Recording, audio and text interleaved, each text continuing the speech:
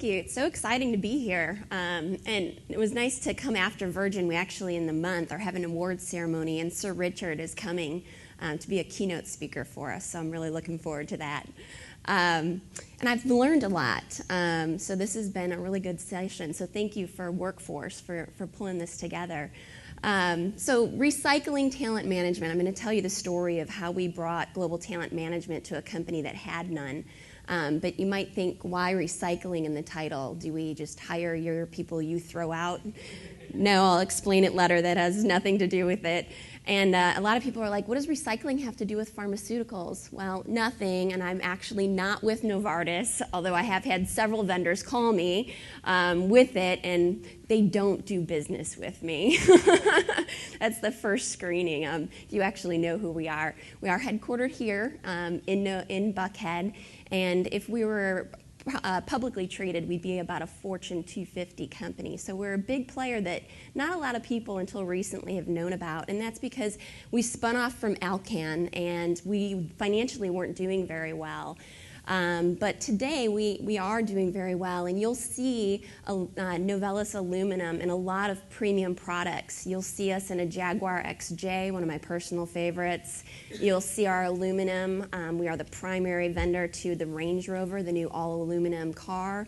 You'll see us in premium beverages, such as our own hometown Coca-Cola or Budweiser. You'll see us on facades, such as the Titanic Museum here in Belfast, Ireland, pictured behind. That's all aluminum facade. Or you'll see us in premium specialty products, such as Apple or Samsung electronics. So, you know, we had none of this 4 years ago. We weren't really positioned while we were supplying to some of those customers. We didn't really know who we are. We had absolutely no global talent management. So what happened 4 years ago? Actually, it was 4.5 ago. What primarily changed is that we got a vision and we got a new leader. So when we almost went bankrupt, Aditya Birla Group, a conglomerate in India, bought us, and one of their key strategic moves was putting in a president in 2009, and they put in Phil Martins, and he was an executive at the Ford Motor Company, born and bred there, really a CEO that was the student of a lot of talent management practices. So he was in an engineering development program, he was in an executive hypo program, he had world-class onboarding, all of those things, and then came to Novelis. Like, let's start this thing, and this is what he found in his first 90 days. And these are all very, very true. There was 19 different public-facing websites for Novelis. If you went to Novelis.com, there was no place that was dedicated to careers. You could not search or apply for jobs. You couldn't even give us your resume. There was no defined expectations of what good leadership at Novelis was. We had no global list of high potentials. Who were the A players? He had no idea. There was no talent review process. There was no leadership development programs. There was no list of international assignees. In fact, we found one that was lost on a boondoggle for 7 years in Korea. We had no global HRIS system. We had no standard titles. No access to even how many people worked at the company. And the global HR team that he was asking all this for in Atlanta was 4 people.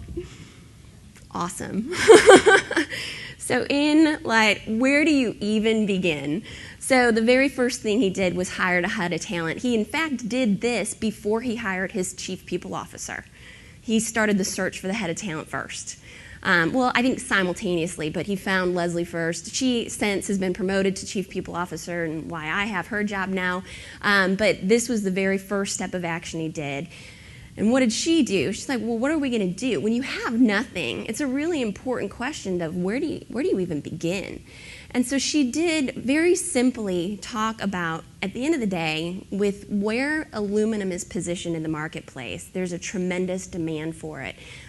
Just in automotive alone, about 97% of automobiles today are made of steel. So only 3% is made of automotive. But because of lightweighting and the environmental pressures, we anticipate by just in 3 years, about 10% of automotive parts will be made out of aluminum. That 7% share dramatically shifts the demand for aluminum. And then there's also trends for specialties and other things because of the infinite recyclability of aluminum. There's this huge demand, and with a good leader like Phil, we could take advantage, position ourselves, and take advantage of these market pressures. So we were going to have a lot of demand creation. We were going to have growth. We had to have new capability. We had to have a strategy, the succession planning, all of this movement. At the end of the day, she quite simply said, we need to figure out a way so that our talent supply is greater than the demand that's going to be created with our strategy. And she put together, this is where the closed loop recycling analogy comes in. All under one umbrella, she put in how are we going to acquire, develop, and deploy our talent. And when you deploy your talent into a new role, guess what? You've just acquired them into a new skill set. You need to develop and grow them in that role. So it's really an infinite loop of recycling, much like aluminum that you can infinitely recycle. She put forth this strategy, and we started getting some momentum. But the very first thing she wanted to do was work on alignment. Because what were we doing as a company, and what did that talent need to do? A lot of the first talent management initiatives, we started there. So we had our very first global talent review. I think she pulled it together about 2 months after she started.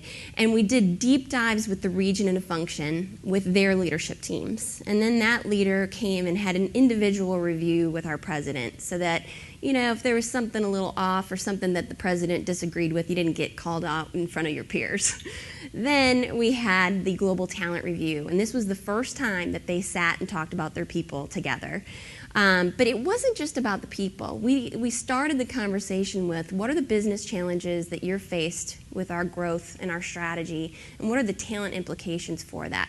So we really tied the strategy into the business very clearly, brought that information to the board, had the commitment of action items on a mid-year review. So every 6 months we make sure that what we commit to do, we actually do, and did this infinite cycle.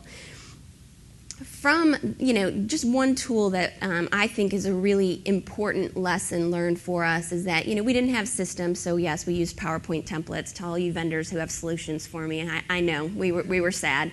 But one of the things that I think we did do well is that we were very honest on our succession discussions, and we put a lot of information in one place. So the pies on either side, we really, because we've never invested in people, kind of wanted to just say, have we given them a fair shake? Have we developed in them? Is that red, yellow, or green? And are they a flight risk, red, yellow, or green? And then we put tenure, their 9-box rating, and those things, but we were very honest with ourselves on successors.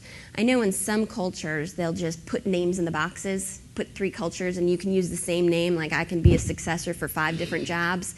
We limited people's choices of how many jobs you could really be a successor to maybe 2. Because if you're going to be a successor for 5 jobs, when that job comes open, what's going to actually happen? Like you're going to split into 5? You know, I don't think the sheep research has gotten that far. So we were honest and put external if there was only one successor, and we committed to some actions around that. So very, very honest with our succession plans.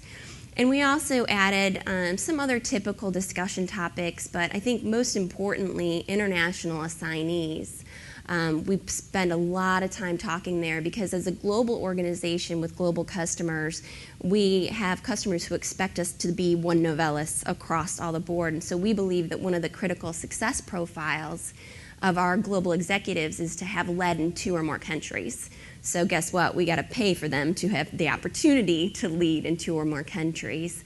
And so we really wanted to make sure they're getting the experience out of the international assignees, that we had good repatriation plans for them. So we spent a lot of time talking about international assignees as well.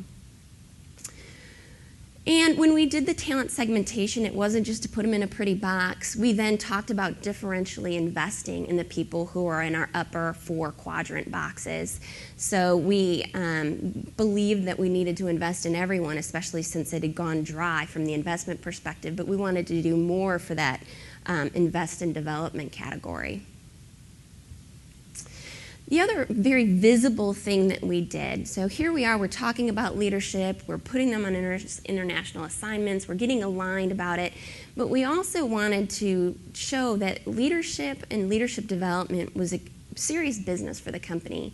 So when our 50-person office became a little too cramped and we needed to expand to what now is almost 400 people in our Buckhead office, and another 100 people in our Kennesaw Research and Technology Center, we took about a third of the square footage on the senior executive floor and dedicated it to learning space for our Global Leadership Center. And each and every program that I hold there, the top SVPs and the CEO can easily walk down the hall and interact with our leaders when they're there from all over the globe. So it was a very visible commitment to our people. It's there, you see it, you feel it, and that was a really important investment for us to show our alignment and commitment to our people and our leadership to take us through the growth. And the other visible thing that we did is just like you govern your finances, you govern your strategy, you've got all these processes, the talent process was not going to be a twice-a-year event. It's like a lot of times performance management, talent's twice a year, you're done. We have a monthly governance around talent topics, and we follow up and have a committee of our senior executives each and every month talk about talent issues. And so there's a clear, visible accountability and governance, just like any other important part of the business strategy. It's funny that somebody talked about leadership competencies. I was like, yeah, we did some, but I didn't spend any money. So hopefully you approve on this one. But what we did was we did think it was important of, okay, we're growing, we're kind of going after a different market, we're marketing ourselves differently, we're going after new technology. We asked our senior leaders, what does successful leadership at Novelis look like? What behaviors and outcomes is going to get us to the growth that we're achieving? And these are the 7 they came up with. They're not factor analyzed. They don't load into some model. They are the words of our leaders, and that was our guiding post to put together our leadership architecture. So we have programs for frontline, middle, and senior levels, both open enrollment for folks to get the foundations, but then high potential programs for people that were in those top boxes that we see not only doing well in their jobs today, but taking on bigger roles in the very near future. In our global leadership program, it's the creme de la creme of programs. I take them for 4 weeks over 9 months all over the world. We start in Atlanta, we go to Brazil, then we go to China, then we come back to Atlanta. They do business challenge that one of the business challenges shaped the sustainability strategy for our company. Another one redid our footprint of where we should operate. So very real-time businesses. But in that first class that I graduated, half of them has been promoted or in new roles. And in the second class I graduated just last year, a third of them have already been promoted or in new roles. So a very visible accountability to when we say you're high potential, you're going to move if you take advantage of it. And the last, but certainly not least thing we were working on was infrastructure. We do have one website now. Yay. That took a while. But, from not having a career site, we put a resume capturer up there for first, just a quick and dirty. Now we finally have an applicant tracking system globally. We just launched on China and Malaysia, so we finally have it in all of our countries in which we operate. But now our careers page is our second most visited place in our entire website. And to think that before I started it didn't exist. It's a really neat accomplishment. So what did we learn along the way?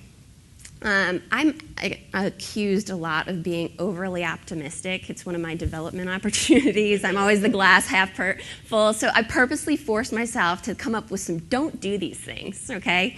So a big don't is don't work on things that no executive cares about. Each and everything that we worked on, we had executives that wanted it, demanded it. It wasn't HR pushing on it. It was the executives. We did not do any ROI studies. We did not do any business cases. We just said, listen, other successful companies have done it. We're going to recycle that concept, make it work for Novelis, and do it. Trust us, it'll work. And that's how we were able to move. If I had to do all that business case stuff, it would have slowed me down. If your CEO doesn't know your name, you're not going to change the world. I spent every month a good hour and a half in my previous role. So 3 layers down in the HR organization, or 2 layers down from him, he was spending an hour and a half with me monthly to just talk about leadership development and what we were working on. Don't try to do everything. I've got so much more to do. The laundry list is huge, but we focused on results you could see. And don't be afraid to say no. I've had to say no to a lot of things. I think that's, one of the most poignant things we all learned from Steve Jobs, to the Apple upgrades. He said no to like 300 ideas or something. So don't be afraid of that. And we heard this a lot. Don't ignore the culture of your business. You got to make it work for them. Aim for results you can see and have the passion. It is absolutely contagious. You have to have that learning need for your business. And I thanked my executives for the investments each and every day. I never took it for granted. I think of myself as a sum zero budget year over year, and I thank them for the investment in our programs. And this is a big one for me. I met a lot of vendors that were just kind of like, well, I've been around the block for 20, 30 years. It's like, but are you having ideas like was shared in this room today, where it's like, what's the next generation? How's it evolving? What do we have to do differently? You got to have those new thinkers, not just the old way thinkers around you, and you got to dream big. And most importantly, this is the biggest advice, I think, for anyone, and I think we even covered this a little bit, is that you have to hire people on your team that are more clever than you. And this is a photo that I took of my own cell phone that reminds me of this, because I do have a PhD. I can tend to be an academic snob sometimes if I want to be. And so my husband, who's bachelor's educated engineer, and I love him dear, I was getting tired of the fact that he would not hang up a bathroom hook that I wanted to hang my robe on. So finally, because he responds to text so readily, I texted and I'm like, hey, it's the bathroom hook texting. Can you hang me up? I'm feeling useless. I'm like, ha ha ha, I'm so funny. And he texts me back, dear Miss Hook, stop texting me or my wife may find out. I was like, he's more clever. So I actually keep this just to remind me that all of this that we've done in the last 4 years is possible because of my talent management team. So just a special thanks and kudos to them. And thank you for letting us share the story of building up talent management in the last 4 years here. We've got 12 people strong instead of a team of 0 4 years ago. So thank you.